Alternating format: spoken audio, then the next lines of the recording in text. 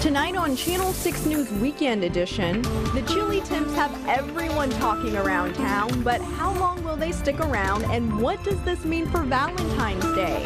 Meteorologist Zach Scott has the details.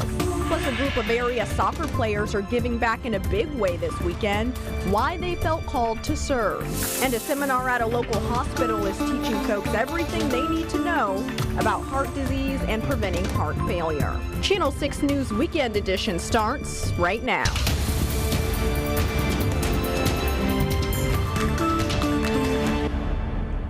Good evening and thanks for joining us. I'm Imani Payne.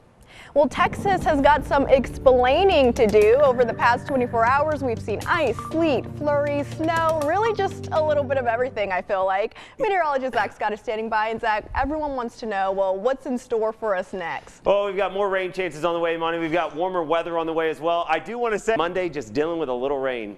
Now we're talking. Thanks, Zach. You're welcome. Well, tonight, deputies are keeping a close eye on Highway 195 in Williamson County, where a 10-car pileup and other wrecks caused closures overnight. A series of crashes happened near Florence in northern Williamson County. Deputies say the wrecks happened on an overpass, and they believe rain and sleet might have caused the crashes. 2 people were taken to the hospital in critical condition, where they remain tonight. Deputies had to shut down the highway several times last night because of the dangerous road conditions. Well, it's not what you want to hear during tax season. Tonight, dozens, maybe hundreds of identities at risk. Police say that they busted a tax preparer during a traffic stop and found multiple IDs and credit cards connected to other people. Matt Howerton explains allegedly how she got them. Stephanie Reed never see out there in Blue Mound. I'm Matt Howerton.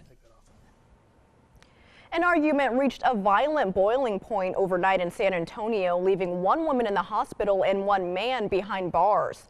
Police say the man and woman got into an argument, things escalated, ending with the man shooting her twice. That woman was able to run away and scream for help. She's in the hospital in serious condition tonight, while the shooter is behind bars facing a charge of aggravated assault with a deadly weapon. An Arizona health care facility where a disabled woman was raped and impregnated by a staffer will remain open after its owners agreed to have the state oversee operations. A spokesman for Governor Doug Ducey says Hacienda healthcare officials have agreed to accept voluntary regulation, meaning 37 disabled patients there will be allowed to stay. The state's health department released a statement saying, in part, moving this medically fragile community is the option of last resort. Transferring them to another facility could result in psychological, physical harm, and even death. The announcement to keep the facility open came just 1 day after Hacienda said it was closing its center following the arrest of one of their nurses for the rape of a patient. Well, Massachusetts Senator Elizabeth Warren made it official today. She's running for president. She kicked off her bid for the White House at a rally earlier today, saying she's running against a rigged system that props up the rich and the powerful and kicks dirt on everyone else. Warren says she will fight for big change in this country while working to uplift middle-class America. And pressure is mounting on Virginia's lieutenant governor to step down after a second woman has accused him of sexual assault. Just 1 week ago, Justin Fairfax appeared ready to become Virginia's next governor after the current leader faced backlash for a racist picture that appeared on his medical school yearbook page. But now that 2 women have come forward accusing Fairfax of sexual assault, it has Virginia's Democratic leadership swirling. We will have our say, and I am confident in the truth. I believe it's time for him to step down, to resign. Those close to Fairfax say he plans to make a statement sometime this weekend. Closer to home, the frigid temperatures didn't keep a group of area soccer players from giving back this morning. Members of the boys and girls soccer teams at University High School held their second Soccer Buddies event of the year. It's part of their approach at giving back to their community within Waco. Curtis Quillen joins us now with the details. Hey, Curtis. Hey, Imani. The Trojan Soccer Buddies program has been around about 10 years. In fact, as a result of the program, we'll have more on this tonight at 10 o'clock. Imani. All right, thanks, Curtis. Well, still ahead on Channel 6 News Weekend Edition, a local hospital is teaching folks everything they need to know about heart disease and preventing heart failure. Plus, a little later, we'll check in with Jessica Maury for our sports highlights. Stick with us.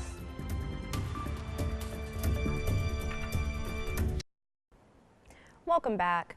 Several people braved the cold this morning to take in a seminar at Baylor Scott & White's Hillcrest Hospital in Waco with the hope of learning about heart failure. The hospital held the latest in a series of these seminars to teach people about the causes and treatments of heart disease and heart failure. That way they can let people know it's not any one thing which could lead to or prevent heart failure, but rather a lifestyle choice. Because heart failure affects over 5 million adults in the U.S.